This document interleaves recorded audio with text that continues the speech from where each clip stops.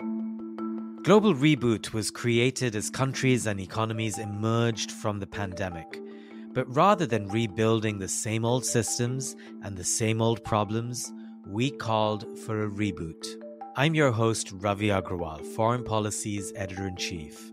Here on Global Reboot, I sit with some of the smartest thinkers and doers around, and we push for solutions.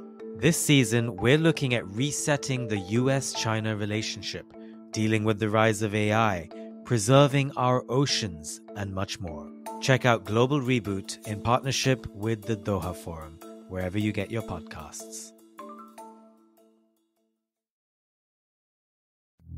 You're listening to One Decision. I'm your host, Julia Macfarlane. This week, we're casting our minds back to the era of the Trump presidency. Not the quietest years in international affairs. As a foreign correspondent for ABC News, I was frequently following the missions, the statements, the diplomatic, sometimes not so diplomatic rovings of Secretary of State Mike Pompeo, as well as his year-long tenure as the director of the CIA in Trump's first year in office. Amid the Nikki Haley's, the John Boltons, the Scaramucci's and others in Trump's team who eventually turned on him, Pompeo has been unwaveringly loyal to the former president, to this day refusing point blank to criticize his old boss in the White House. It's highly speculated that that is because he is on the cusp of announcing his own candidacy for the Oval Office himself. Pompeo was central in key moments defining the Trump presidency's foreign policy. The Abraham Accords, which saw some Arab countries establishing ties with Israel, and the breaking of US policy to establish its embassy in Jerusalem, something that had always previously been the carrot for Israel to finalize its relationship with the Palestinians in a two-state solution. Pompeo was also the main proponent of the US operation in early 2020 to target and assassinate the notorious Iranian general Qasem Soleimani, head of the infamous Quds Force branch of the IRGC. That operation, its build-up and its aftermath, are recounted in vivid detail in his autobiography Never Give an Inch. Many say it's his blueprint for a 2024 presidential campaign, one that he's yet to launch. My co-host, Sir Richard Dearlove, who, as the former chief of Britain's MI6, has a bit in common with Pompeo, he, along with myself, sat down with the former secretary to talk to him about his time in office and what he learned about America's friends and foes on the front lines of US diplomacy and intelligence. Secretary Pompeo, Mike, I believe you are the first in American history to have served as both CIA Director and Secretary of State. I think it's pretty clear to anyone who's read your book which of those two jobs you enjoyed more than the other. The worst platoon, I think, is how you describe the State Department in your book. Firstly, since there's quite a lot of speculation that you may run for the highest public office, I wanted to ask you, who would be your chosen Secretary of State, and would it be an appointment for a friend or a punishment for an enemy? Oh my goodness, that's a fantastic question. No, it'll be someone who, just like the book title, is never going to give an inch. I think Sir Richard would agree. Foreign ministries, not just in the State Department in the United States, but around the world, have become risk averse. They're totally unaccountable. In the United States, they have three unions. No, this will have to be someone who, I use the term pipe hitter in my book. This is going to have to be someone who is prepared to deliver on behalf of the President of the United States, whoever that may be, and to fundamentally reshape that organization. Not in my vision, but in the vision of whoever it is leading. The primary problem is accountability. You can't promote based on merit. It's a calamity. Right. Well, as the former CIA director, I also have questions for you on how the West needs to handle intelligence when it comes to Russia and Ukraine. Richard has one question to ask you on that, but before he does, I just wanted to put to you, you've long supported Ukraine in this conflict. You made a point back in spring 2020, just before lockdown, to visit Kyiv. You spoke to President Zelensky. It seemed you went out of your way to support the Ukrainians at a time when American solidarity with Kyiv looked a bit shaky. I mean, that trip that you took, that was barely a month after the impeachment of President Trump. You also, back in 2018, you signed the Crimea Declaration, and you said that the United States would never recognize Russia's land grabs. That was just 1 month or so after President Trump publicly floated the idea of lifting sanctions on Moscow over Crimea and recognizing it as Russian. I mean, you've spoken recently in support of sending tanks, aircraft, a lot of hardware to the Ukrainians. Would you want to send US forces to go beyond simply an advisory role supporting Ukrainians, whether it's operational involvement, or would you go as far as boots on the ground? Well, this wasn't about supporting Ukraine qua Ukraine. This was about supporting American interest. And America has a deep interest in keeping Vladimir Putin out of Europe. And so my visit, the statement that you referenced with respect to Crimea, those were controversial inside not only the United States, but inside my political party as well. They remain so today. We in the West have a fundamental responsibility to our own people. The civilian deaths in Ukraine are tragic. The Ukrainians are fighting and dying for their nation. But we have a fundamental responsibility to our own nation to keep our country safe. And if anyone thinks that Putin had an intention of stopping in Ukraine without getting through Moldova, Hungary, Poland, I just think they're fundamentally wrong. And this is really important. It's why I was there as CIA director in Southeast Ukraine as well. I've traveled back there. We made the decision to support the Ukrainian Orthodox Church against Kirill and his thugs inside the Russian Orthodox Church that had become so deeply politicized, essentially using the church as a tool of Communist Party aggression. I was pretty clear-eyed about the risk that Putin presented not just to Ukraine, but to Europe, and what that means for the people of the United States. And so Zelensky to date hasn't asked for our young men and women. I don't think we should provide them. We should provide him with the intelligence capabilities he needs to crush Putin, to change his perception of risk. And that's how we will stop this from becoming an even greater, even more broad conflict. Mike, can I follow up on this risk issue? I was fascinated in your book. I'm going to personalize it slightly. You criticized Brennan's CIA for loss of risk appetite. And I had heard similar comments, and I think I probably agree with you on that judgment. Do you think now that we're engaged in this extraordinary war in Europe, that, let's say, the Western intelligence capability, but CIA in particular, has rediscovered its risk appetite? I mean, you clearly took big steps to rebuild that, but has it been retained? Are we approaching this conflict in the right way? So, Richard, I hope so. I don't know for sure. I actually have great confidence in the current director, Bill Burns. Bill Burns is no John Brennan. John Brennan refused to use the word spying. It was the antithesis of what the foundations of that organization's, its OSS roots, demanded to deliver good outcomes for America. So I hope so. We certainly left it, both myself and my successor, Gina Haspel. We left that organization with the capability to do precisely what it is you're describing.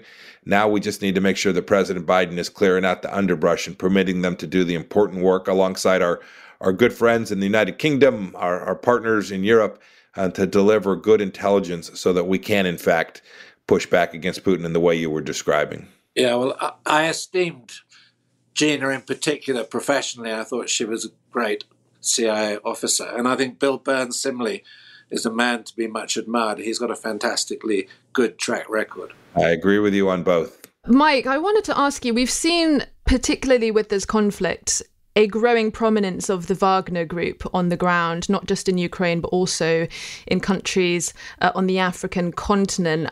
And I'm interested, how does the US respond to this growing threat at a time when it is very politically challenging to put American boots on the ground overseas? I mean, do you think that America will need to return to contracting mercenaries and PMCs in the future to respond to groups like Wagner? No. I talk about the Wagner Group in the book. They never give an inch at some length.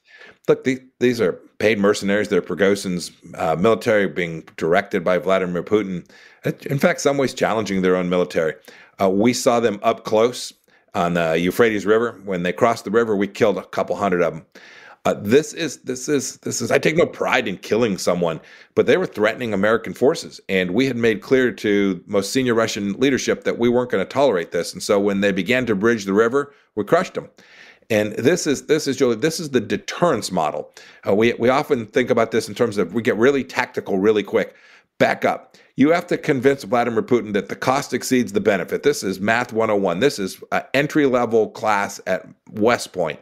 You have to convince him that the costs exceed the benefits. And when a president of the United States says that a minor incursion is okay, they think there's no chance that guy would have fired on those Wagner forces. And so whether it's Wagner forces or conscripts from the prisons, it doesn't make a damn. We have to make sure that we are delivering American deterrence, that we're drawing bright lines only where necessary, but when that line is drawn, we are serious about protecting America and its interest, and that of our friends and allies as well. So absolutely not considering the use of Mercs and PMCs, but responding. I think you talk a lot about peace through strength in your book via the US military. Yes, and I pray that it stays on its mission and doesn't spend its time studying diversity, equity, and inclusion, and focused on making sure all of our vehicles are carbon neutral by 2040. And that's insane for the American military to. If I were a partner force somewhere in the world and I heard the President of the United States say that every American vehicle is going to be carbon neutral, I would make sure I had plenty of ammo. This is deeply provocative to be that weak and that unfocused on mission. I served in the military as a very junior officer 40 years ago, patrolling the then East German border. I know what President Reagan delivered for America and for the world. We can't walk away from that.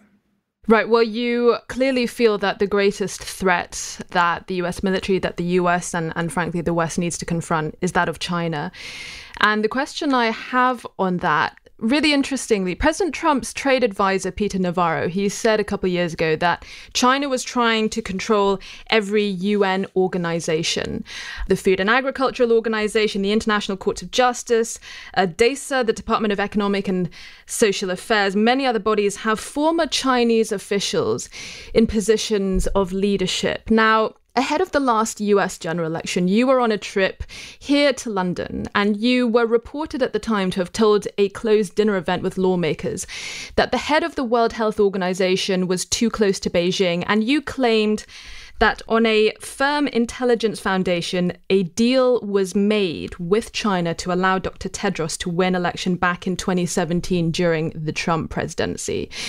Now, two questions. President Trump withdrew the US from the World Health Organization as well as other bodies like the Human Rights Council due to the accusations your government made about Chinese infiltration of those organizations. President Biden has now, of course, rejoined a lot of these agencies since he took office.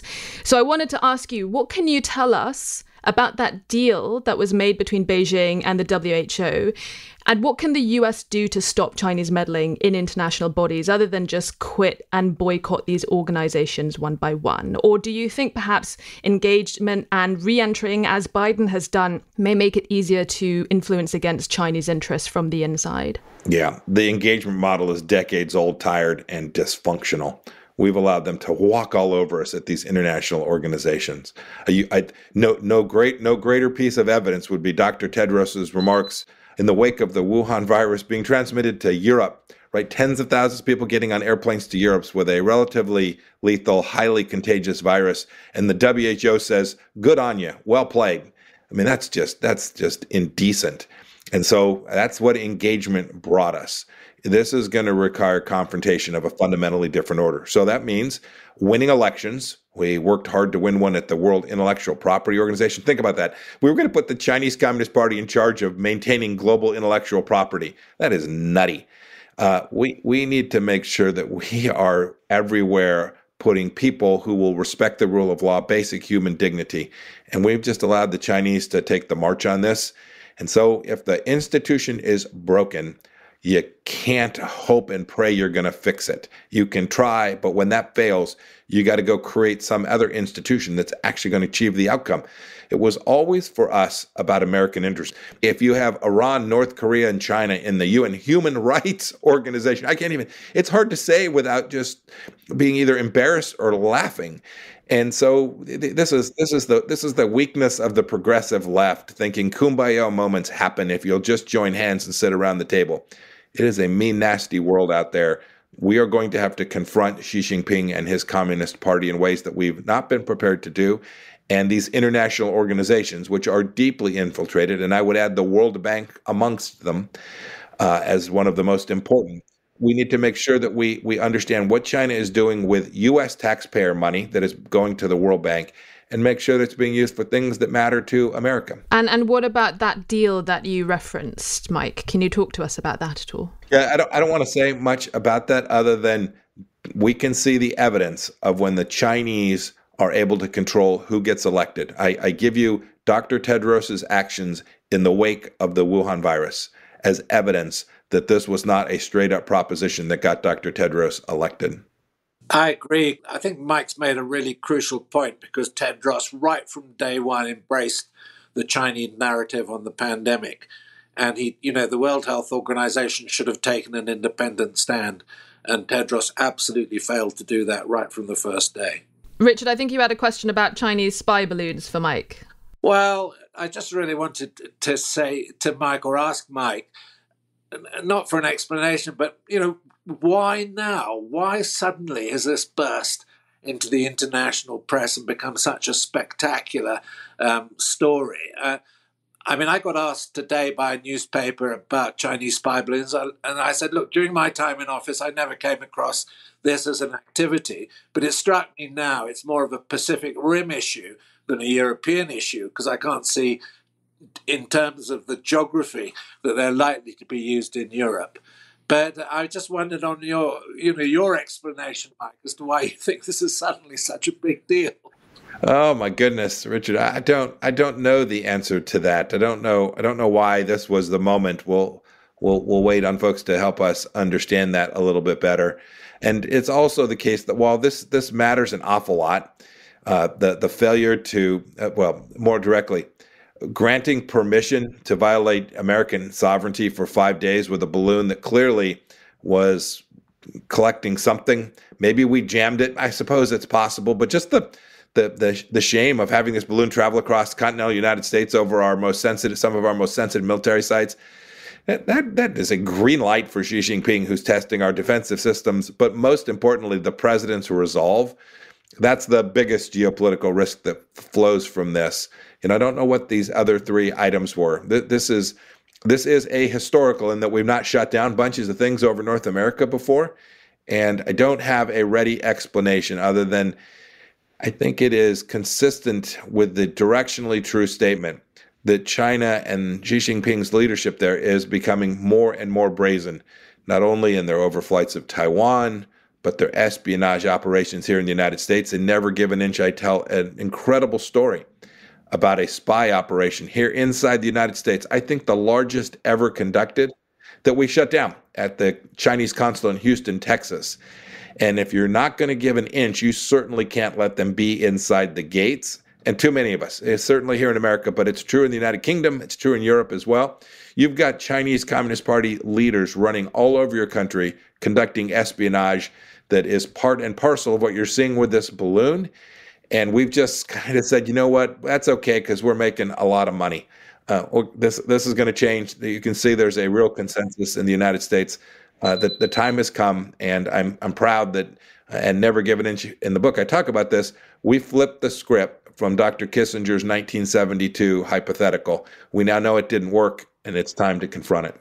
I wanted to ask you, because your book is full of a lot of criticism for America's enemies, but you seem very, very hesitant to talk about how allies are dealing with the Chinese threat. And I wanted to ask you particularly because you defended the US partnership with the Saudis in your book. In the chapter about MBS and Khashoggi, you said they're an important ally. The relationship should not be cast aside.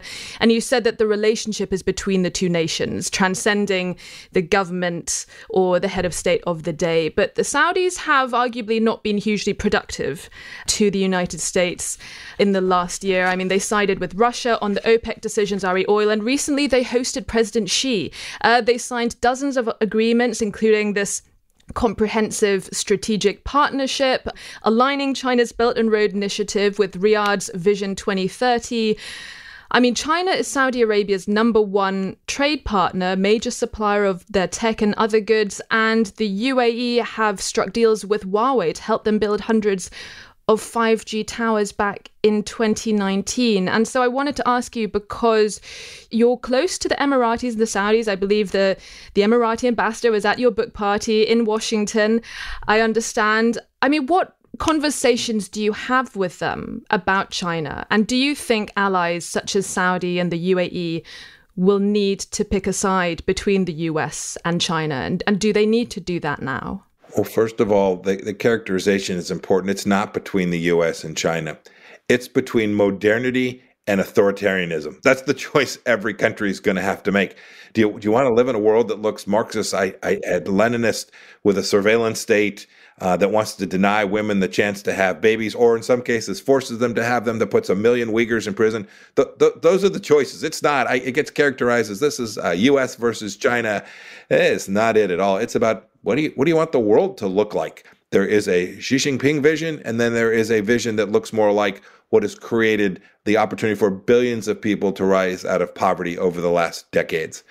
As for other countries, yep, I beat the tar out of all our friends. I'm sure former Prime Minister Johnson remembers my conversations on Huawei. I'm confident that Prime Minister Netanyahu remembers the same conversations.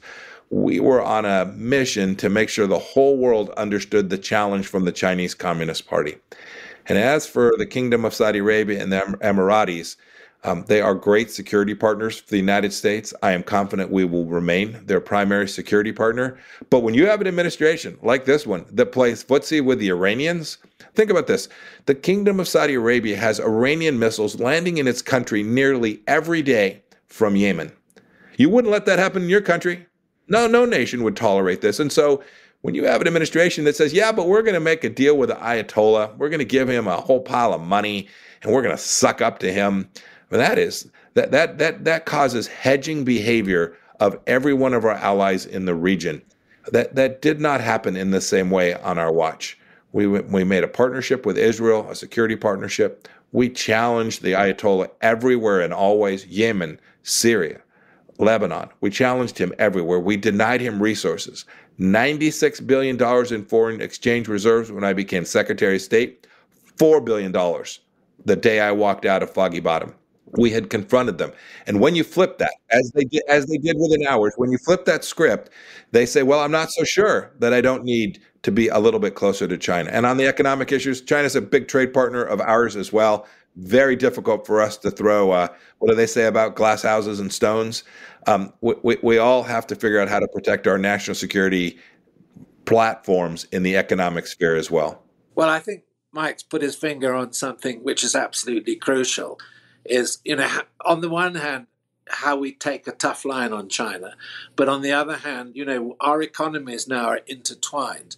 And as it were, finding that gap through the middle so that we can trade with China, but at the same time, we need to sup with a long spoon, because we've all suffered desperately from their espionage, their aggression, which the evidence of which is becoming stronger by the day. Looking forward to the future, I think this is the key question for international affairs, Mike, how you get the right economic relationship and yet the right tough line on China. Do you have a formula to present on how we might deal with this issue? I do, Richard, and it's actually pretty simple. Reciprocity. Simply demand that they behave as we ask other nations to behave. So no most favored status as a developing country. That may have been true decades ago. It no longer is. No separate set of rules for how you file your SEC paperwork on the New York Stock Exchange or on the London Exchange. No separate carve out for China that gives you some preferential treatment. If you want to buy land in the United States near our military facilities, okay, we would like to be able to buy land near your military facilities inside of China. We can't, no worries, you can't buy it here either. If we would lay down a set of rules that demanded that they behave not just as we demand ourselves, but as we ask every country in Europe to behave, if we set those parameters, we would begin to protect our most crucial assets, our national security assets. We would begin to see supply chains make good decisions, and we're already starting to see this. We're seeing supply chains move out of China because of the very real political risk from Xi Jinping's change. We would begin to get this right. And to your point, this is not instant potatoes.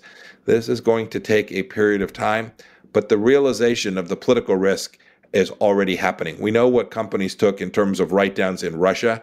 That pales in comparison to the asset risk to private sector businesses, European businesses and American businesses that are sitting inside of China today. Mike, I wanted to ask you a question about Israel. Obviously, the Abraham Accords were really, really important to you. You write at length in your book about your close ties to the Israelis and particularly your close relationship with the head of Mossad, Yossi Cohen.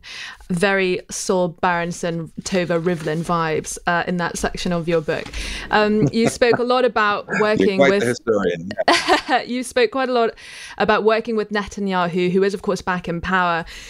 Now, he said around 10 years ago, without a strong and independent Supreme Court, there can be no protection of rights. It's what makes the difference between dictatorships and democracies.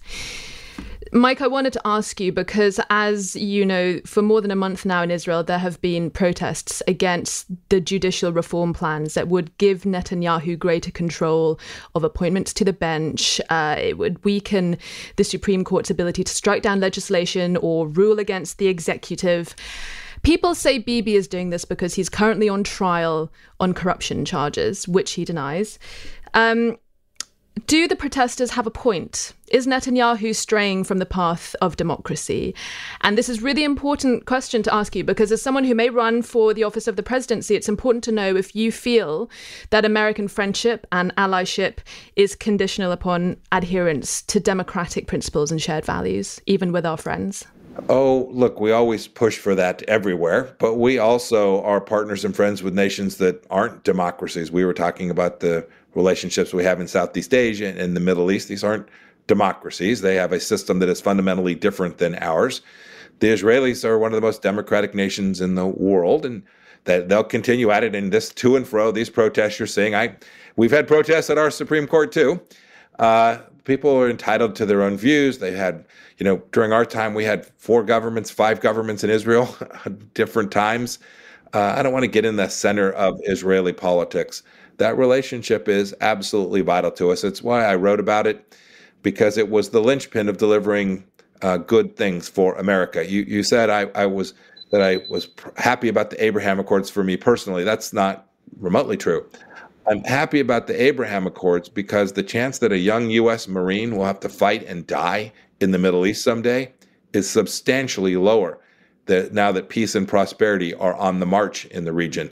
And, I wish we'd have had more time and gotten further, but we fundamentally took down risk for the United States of America as a result of the Abraham Accords. And I'm incredibly happy that the leaders in those 4 countries in the United States, all the people who made this happen, Mr. Kushner, Secretary Mnuchin, everybody on our team that worked on this, we now know that if you're a mom or dad here in the United States and your son or daughter goes to a recruiting station, that the risk they'll have to go to that place and fight for something is lower. And that's just unequivocally good for us. And I'm very confident good for the region too. I appreciate that. You told the Senate critiquing a policy that Israel undertakes is part of our democratic process.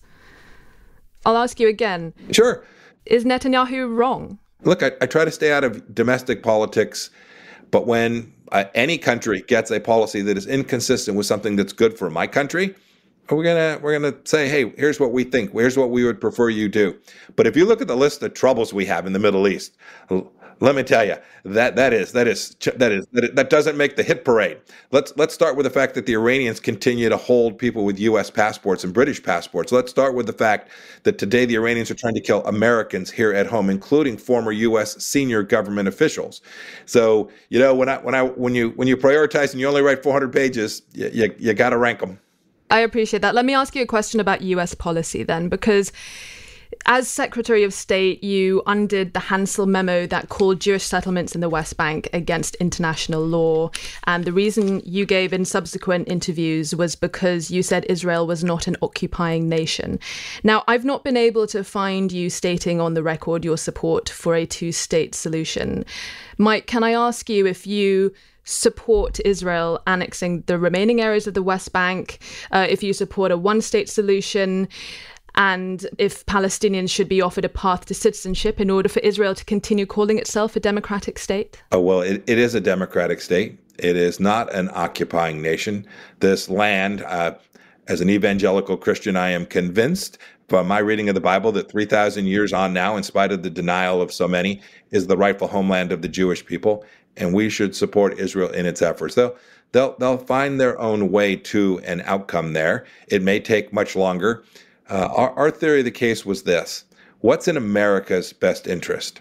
Is it to sit and wait for Abu Mazen, a known terrorist who's killed lots and lots of people, including Americans, and given those martyrs money for having done so, to try and wait around for Abu Mazen to draw a line on a map? That's what the State Department would do. The previous Secretary of State ran back and forth from Tel Aviv to Ramallah and tried to draw lines on a map. We said that's not in America's best interest. Let's go create peace, and we did. And they'll have to sort their way through what are very difficult geographical problems, very difficult national security problems. I concede all of those things. But in the meantime, we should look out for Europe and America and make sure that we are helping these nations get to the right place. And we want good things for everyone, including those folks that live in Judea and Samaria. Two-state solution, then? Do you support a two-state solution? I'm for an outcome that guarantees Israeli security and makes the lives better for everyone in the region. Can Israel have that within a two-state solution, Mike? Only time and history and the Lord will know the answer to that. Good answer. I wish I had a better answer than that, but many have founded on this problem said, as we're working our way towards that answer, we should work to deliver better outcomes for all the people of the region, and we unequivocally delivered that. One more question is, what lesson do you think America, in all your travels as Secretary of State, what lesson can America learn from its allies? What did you see overseas, at a country you visited, at any of your partners, something that they did better than the US? What lesson really did you learn from your partners and friends abroad that could make a difference in the United States? Yeah, I learned something every place I went. When we worked on unalienable rights, we could see that these other countries had different foundations, right? Their roots were someplace different. Ours were in our Declaration of Independence and our Constitution. Britain is different. Israel is different. The Bangladeshis are different. I took on lots of different ideas from them, different wisdom about their region. I always learned to try and impose an American model on these places creates enormous risk. The model should be that we all try to find a way that we reduce risk of the kinds of things we're seeing take place in Europe today, the challenges the Chinese Communist Party is delivering. So there's no one magic thing that I saw from our allies around the world. There were so many things that I saw and said, that works, that is functional for your country. I'm confident that you are doing your best to put your country first, and together we can deliver better outcomes and continue to feed the world, provide energy for the world, and deliver more security and prosperity for all of us as well. Mike, thank you so much for talking with us. Absolutely. Global Reboot was created as countries and economies emerged from the pandemic. But rather than rebuilding the same old systems and the same old problems, we called for a reboot. I'm your host, Ravi Agrawal, Foreign Policy's Editor-in-Chief.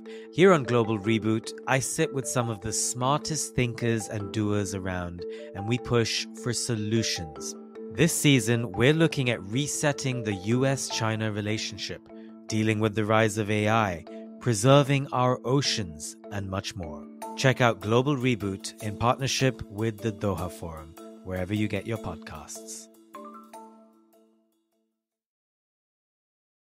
Richard, I thought that was very, very interesting. We got a lot in there in that half hour that we spoke to Mike Pompeo. There were clearly some things he really didn't want to get into, but he also opened up on a number of other things. And I thought your question about reciprocity regarding how do you deal with China, and I think it's interesting because he repeats so many times in the book, he says it in so many media interviews that he does, that he thinks the greatest security challenge for the United States and frankly for the West is China. And yet China is a huge trading partner for the US. He did not say that we have to work towards cutting China out of our supply chains, of our economy. He didn't say that. And yet, he obviously is in favor of that with the Iranians, who are his other sort of bête noire. And so it's interesting that, he advocates for this reciprocity, perhaps because the US's economy is so intertwined with the Chinese. That's a way in which they pose a bigger threat than anyone else. Well, I think it's fascinating talking to him, because I doubt that you could find an American politician who has a greater clarity of view in what his opinions are about world affairs. It's very, very striking. He's obviously thought out his position and expresses it with surprising clarity. And I think the issue of relations with China is not only central to his thinking, of course it's crucial to the future of international relations per se. I think to emphasize the reciprocity point at this point in time is both clever and realistic. Look, I've always said about China, we have been naive in the way that we have allowed them almost unfair advantage in dealing with our own economies. And there are all sorts of examples of that. Probably one of the most current, or not so current recently, because it's largely been dealt with, is Huawei. Where we opened the door and allowed the Chinese into a strategic part of our infrastructure in a way which was absurd. And, I was in the forefront in the UK of arguing against that. And the business lobby that China had built up for itself was huge, to favour their own position. So I think the reciprocity point, in my view, is a very, very realistic step. Our relationship with China economically should be win-win. In Chinese eyes, at the moment, it's we win, you lose eventually. And that actually sums up the reciprocity point, if you think about it.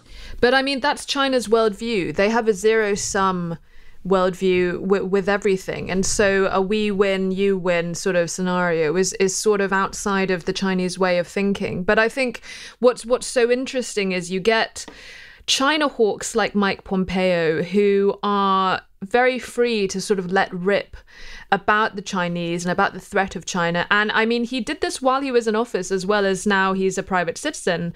And yet you see in America, businesses being unable to say a thing against the Chinese. I mean, the first interview that I did with you on this podcast was Ennis Freedom, the pro-democracy campaigner who's constantly railing against the Chinese, and he has almost been blacklisted by the sponsorship industry because of his stance against Chinese, because US businesses, and it's the same, not just in the US, but US businesses feel they cannot say anything to lose the favor of China. It is that big of a market, they cannot afford to irritate Beijing.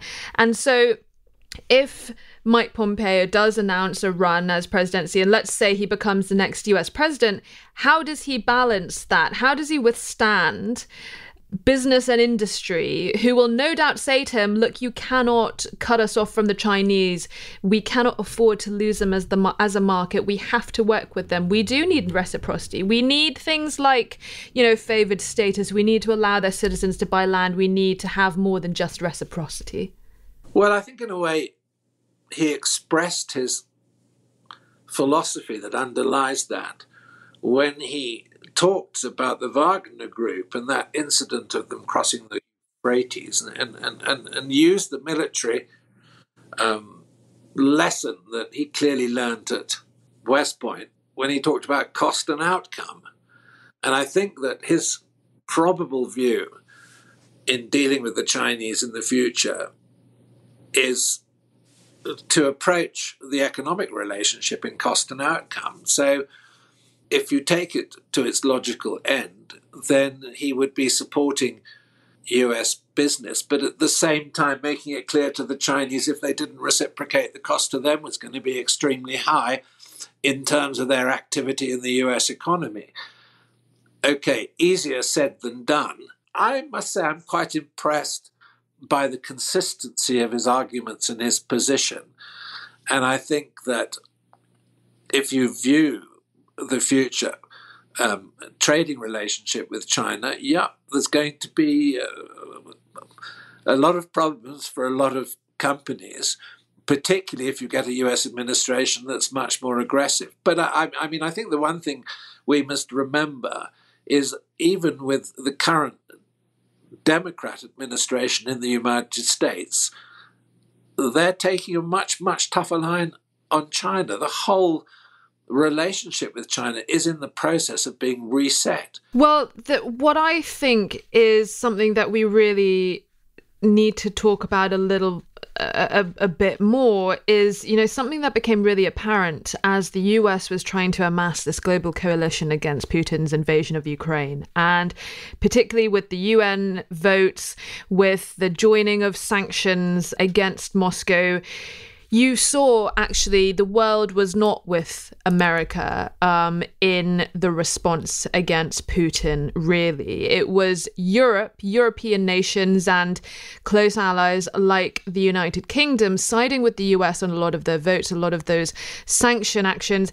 And then it was the rest of the world. It was the global South was not standing with America when it tried to make a stand for Ukraine against Putin. And as you saw Russia start to be disconnected from the global financial system, there is a danger that the more we do things like that, is there not, that we start to open up a vacuum where there is a sort of not a shadow system, but an alternative system, whether it not just the financial system, but an alternative international community for rogue nations like Russia, like Iran, other countries that are under US sanctions. Eventually, they're going to club together and say, look, we can't do business with the Americans. They make it really difficult for us to do business with anyone else who does with the Americans. We're going to set up our own little group there. And then how does the US exert influence over that group? And what I think is so interesting about China is, unlike Vladimir Putin, President Xi clearly wants to work within the international community. He doesn't want to set everything on fire and cause instability and chaos quite to the same extent that Putin does. And I mean, we recently had here in the UK that, the governor of Xinjiang has tried to go on a self-elected trip to the UK. He wasn't invited. He was going on his own accord. That trip now has just been cancelled because of all this hoo-ha about Chinese balloons. But he was going to go and have meetings in the Foreign Office. And it's their meetings that the Foreign Office has sort of defended, saying, we need to talk to them because it's an opportunity to impress upon the Chinese that they need to change their behavior. We can appeal to Beijing on individual cases. It's important to work with the Chinese. And, the Chinese, they have demonstrated quite a concerted effort recently to repair their image overseas. I mean, they've had such a knock, the COVID pandemic, the disastrous lockdowns, bad press about the Uyghurs and Hong Kong and all of this kind of stuff. They clearly want the world to like them more.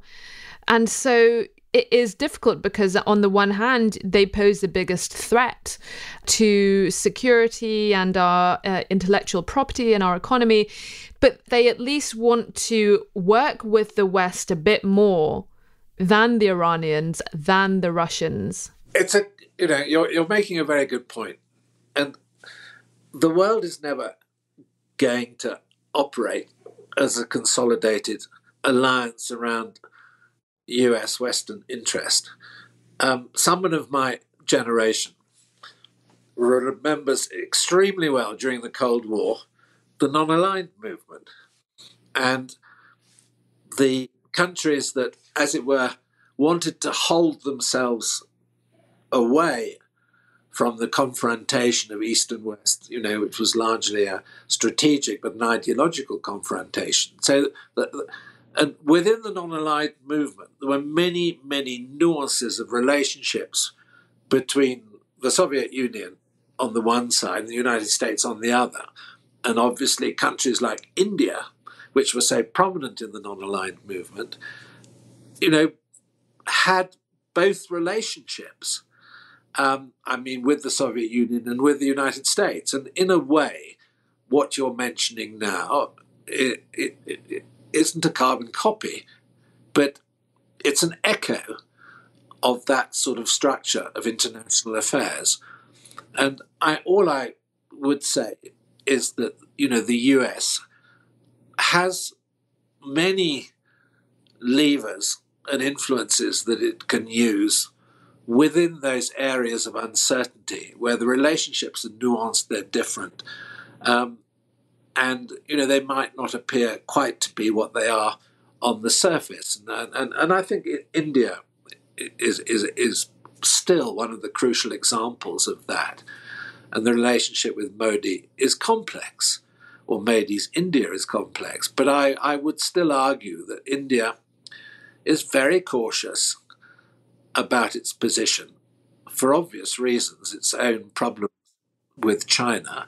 And I think we're very much in that sort of situation at the moment. And I think that one of the things I would say about the war in Ukraine and Putin is that even those countries that have refused, as it were, to take a clear stand, they've been very reluctant to become too entwined with Putin's Russia. And even the Chinese, you can see a reluctance to be too supportive and too much engaged in giving the global commons the impression that they are Putin's close ally. I mean, they're not like that. And I mean, you made the point about China trying to rehabilitate itself. Yes, there has been clear signs of that since the 20th Party Congress. But on the other hand, do we think anything really fundamentally has changed in China? I don't think so. I mean, they've gone on what I would describe as a minor PR offensive to make themselves a little more acceptable. And I mean, the other thing I would add is, and I've had experience of this professionally, it's good on occasion to talk, I wouldn't say necessarily to your enemies, but to talk to your opponents internationally and have a dialogue with them and to keep those channels open. He's certainly going to be the resident hawk when it comes to Ukraine and Russia. And, I knew he was never going to criticize President Trump in that interview, but I did want to make him aware of how his differences with his former boss have been noted overseas. His difference with regards to how one deals with Ukraine, how one takes Ukraine's side at every opportunity when it comes to the conflict with Putin. And I did think it was interesting when I asked him if he as president, if he would ever put American boots on the ground in Ukraine. And the very first thing he said was, well, Zelensky hasn't asked for that. I mean, what did you make of that? Yeah, I agree with you. And of course, one has to judge, the psychology of American politics and the way that has shifted since rather difficult and disastrous military engagements that the United States has had in the Middle East. And obviously people like Trump people like Mike Pompeo take account of that. But I think what's striking about him, and this is what distinguishes him, I mean, this guy's sophistication in a way. As a West Point graduate, I think he graduate top of West Point? First of his class, went on to Harvard, yeah. Editor of the Harvard Legal Review, I think he was, for a period of time, which... I mean, this is a guy who's got a phenomenally impressive CV. And I think when you talk to him, you realise, whether you agree with him or not, he's got massive intellectual horsepower. Well, I wonder how he felt when Trump was going around saying, I've got a very good brain. Yeah, well, I mean, that's what is such a joke in a way. And, he is such a different animal because he has real intellectual heft. Yeah, I mean, in 2018, when he signed the Crimea Declaration supporting Ukraine's territorial integrity, he cited the 1940 Wells Declaration. And reading it, I was thinking, I wonder if President Trump had any conception of the 1940 Wells Declaration. I suspect not. I'm sure not. Yeah. I mean, it would be I'd love to have been a fly on the wall in a conversation between Trump and Pompeo. Oh, me too. Because me too. Intellectual chalk and cheese, although, Trump assessed himself as one of the cleverest men in the world. That clearly was entirely a self-assessment. Yes, no one fact checked him on that assessment or asked for any sources to back him up on that assertion. I think it was fascinating talking to him, and I think his agreement to come back and talk to us again is an exciting prospect. Yes, we need to hold him to that. That's it for this week's episode of One Decision. We drop new episodes every Thursday. Like and subscribe so you never miss an episode. Drop us a line. Tell us your thoughts. What decisions have impacted you and where you live? You can write to us. Our email is onedecision@onedecisionpodcast.com. From me and the team, thank you for listening and see you next time.